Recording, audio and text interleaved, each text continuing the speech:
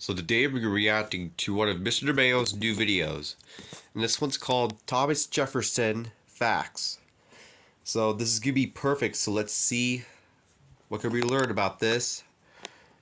What is going on, you guys? My name is Wyatt, aka The Brave Gamer, and we're going to be reacting to Thomas Jefferson Facts video by Mr. DeMayo. So yeah, if you guys want to see more of this, there's a link for a playlist in the description down below if you want to see more of this, alright? Also, like this video, share this video to a friend, and subscribe so we can reach to 700 subscribers, okay? Because we're almost there. And yeah, let's get started in 1, 2, 3, go. National Archives Building, home of the Declaration of Independence.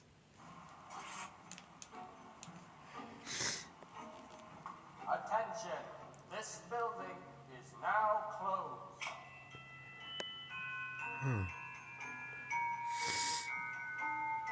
What the what? Can I move now? Yeah, I can't believe that actually worked.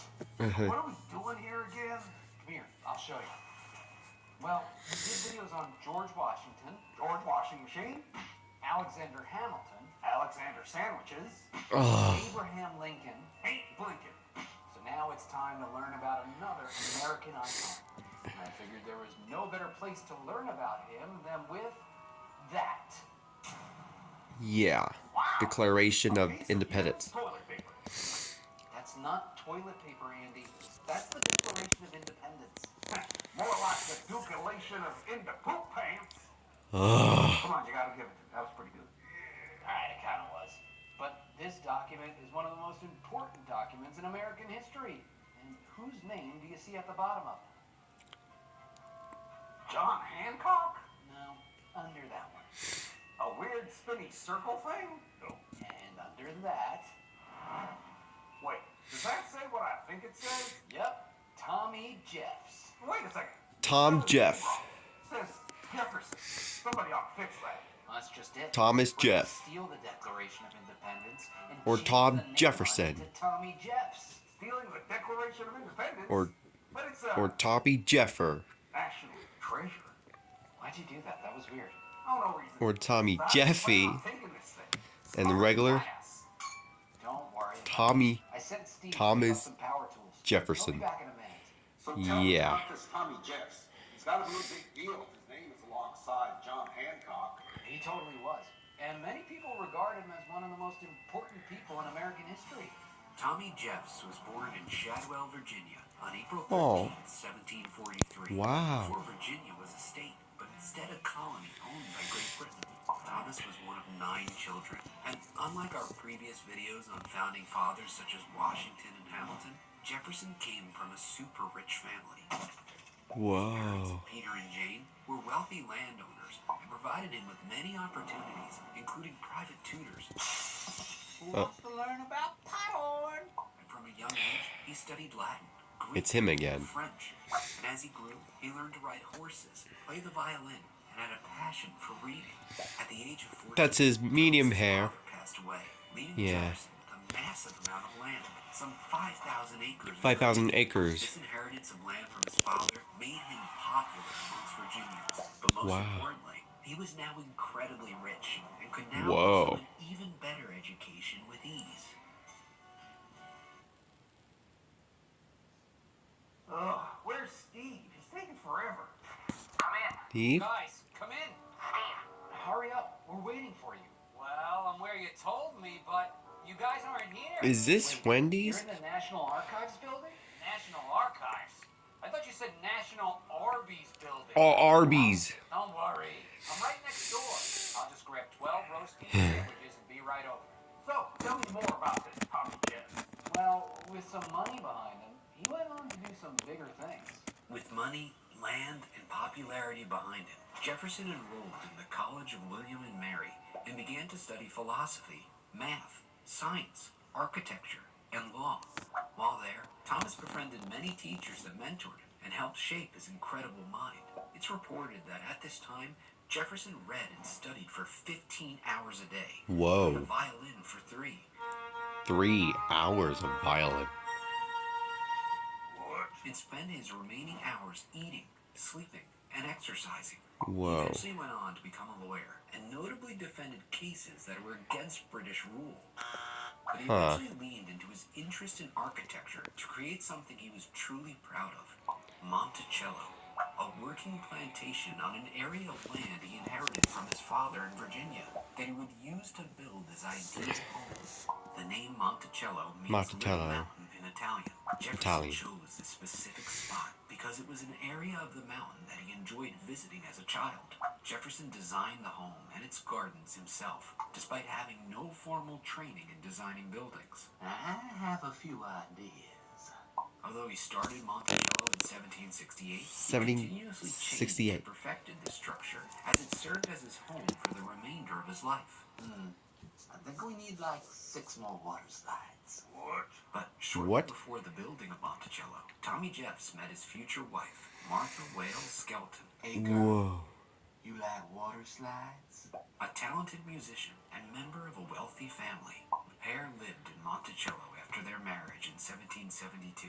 They had 6 children together, but only 2 survived into adulthood. 10 years into their marriage, Martha passed away at Monticello. Huh. That's sad. That was probably those roast beef sandwiches that did them in. Andy, this is well before Arby's, but Tommy Jeffs did play a huge part in introducing some foods that you may love. Not long after Thomas Jefferson began building Monticello, he started his political career in the House of Burgesses. This was like a group of early Americans in Virginia who made rules and laws for their people. Jefferson became known for standing up for the colonists' rights against unfair British rules.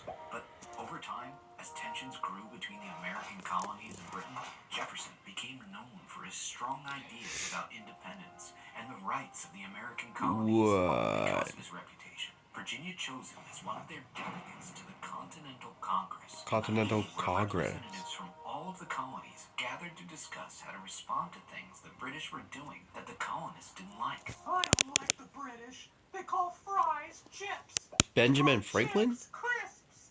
And they called me Arthur. What? That's my grandmother's name. Here, he aligned forces with some of the most famous American legends in an Avengers-level team-up. Ben Franklin, George Washington, and John Adams, who Jefferson actually became really good friends with. In the Continental Congress, Jefferson played a key role and was known for being an incredible writer, and eventually, he was picked to write the first draft of the Declaration of Independence, a document demanding independence and freedom from British rule. In the Declaration, he wrote the legendary line, "We hold these truths to be self-evident, that all men are created equal," which basically means it's completely true and kinda obvious that everyone is equal. Now, whereas the likes of Hamilton and Washington were fighting in the Revolutionary War for America's independence, Jefferson was really more of a thinker than a fighter. He went on to be the governor of Virginia and fought for American freedom with his words rather than his fists. But after America won its independence from Britain, Jefferson still had a major role to play. First, he headed to France with Ben Franklin. Just a heads up. If you say oui oui to the French, that doesn't mean what you think it does. What? And eventually became an ambassador, or someone who's sent to another country to represent their home. Tommy loved France, especially Paris, and was enamored with its art, music, architecture, and food. When he returned, he brought back 86 crates of things like furniture, art, seeds, and more. It's also said that Jefferson brought back some of his favorite foods he discovered in France, including French fries, macaroni and cheese, and ice cream. Many credit Jefferson with making these foods popular in the United States. When he returned, he was tasked with an incredibly important role. George Washington was just chosen as the first president of the United States, but he knew he needed help. So he chose 2 of the most intelligent people he knew to stand by his side as the Secretary of the Treasury and the Secretary of State, Alexander Hamilton and Tommy Jeffs.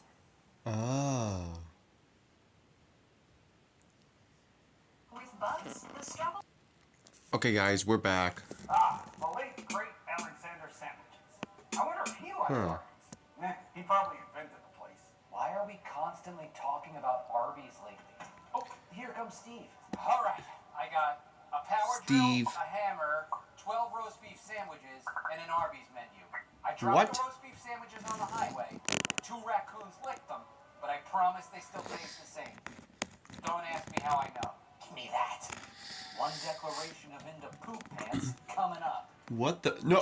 Oh. Despite being two of the most intelligent people of their time, these two men did not see eye to eye and reportedly disliked each other very much, as they both had different ideas about how the country should be run, which made working together a little tricky. Hey Hamilton, did you see my peanut butter sandwich with extra peanut butter anywhere?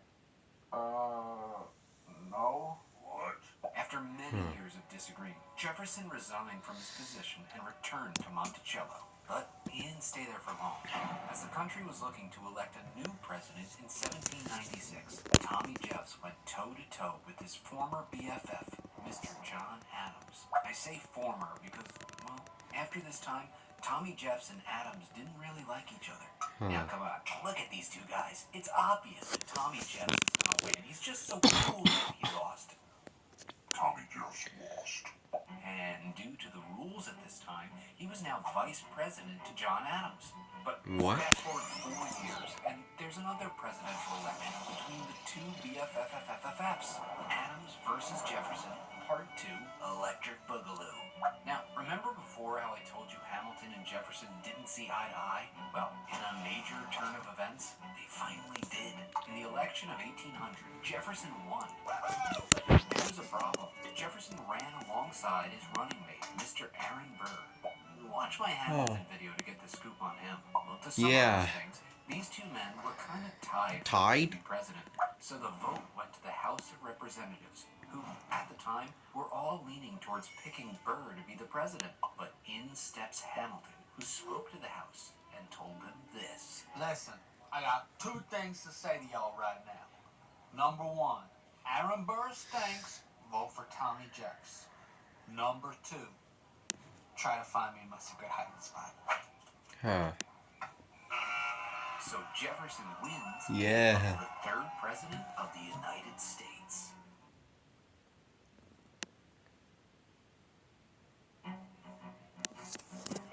Man, these roast beef sandwiches are disgusting. I know, Ew. but I can't stop eating it. At least we finally got through the class. I'm gonna go grab a drink at the snack stand over there. Me too. Yeah. Hey guys, can you grab me a napkin while you... Never mind. I found That's one. not a Got napkin. 87 dudes' names on it, but I found one. What? Anyway, when Tommy Jeffs became the president, the United States was pretty small. His plan was to expand. So he started with the port of New Orleans, a super important trading post that was owned by the French. After some back and forth, France agreed to sell the entire city of New Orleans and the port to the United States for about $10 million. Monsieur $10 million? May I have this little kitty rubber duck? I'm gonna say no. What do you say, Count Dracula? For the last time, my name is Peter. The French then agreed to throw in the rest of the territory they owned for another $5 million. Monsieur Dracula, I will give you all of this extra land for $5 million and that little cutesy rubber ducky. What? Why does everyone keep calling me Dracula? This event became known as the Louisiana Purchase. And if you were to adjust the price of it today, it would equal about $8.5 billion. $8 billion? The United States got all this land for about 3 cents an acre. That would be like buying all of Disney World for the price of a PS5 and 4 games. Wow. This massive purchase doubled the size of the country in a snap. But there was one problem. Tommy Jeffs didn't really know what was out there. He had hoped to find a waterway that could go from the Mississippi River to the Pacific Ocean, which would make trading stuff easy. Hey, anybody want to swap out for a holographic Jigglypuff? What? But besides a waterway, there are some reports of Tommy Jeffs thinking there would be giant salt mountains and woolly mammoths to the Wow. So he persuaded Congress to pay for an expedition to explore this land. Hey guys, I kind of need some more money to see what's on all that new land I bought. we can see what's out there, duh. Spent $15 million on something you've never seen before, and now you want more money? Yes. He Oh. called this mission the Voyage of Discovery and immediately began putting a team of explorers together. So we hired Wow. Lewis and Clark to explore his new purchase. Check out my video about Lewis and Clark. Lewis to and learn Clark. more about that. But after serving 2 terms as president, Jefferson retired to Monticello, where he spent Oh. his remaining years.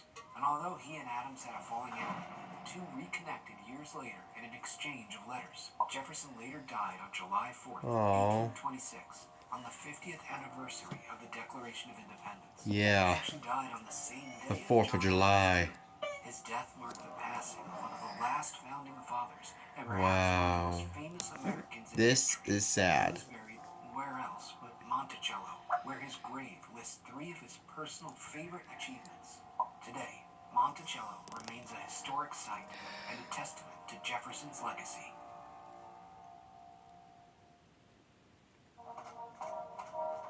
Steve, what did you do? Ooh. Now you're grounded. What? I think it looks better now. Steve, we just wanted to change the name on it, not smother it in barbecue sauce. Well, now it's historically significant and delicious. You should really be thanking me. For what? This place is gonna open in 1 minute. What are we gonna do? Relax. I know exactly what we can put in there, and no one will know the difference at all. What are you doing?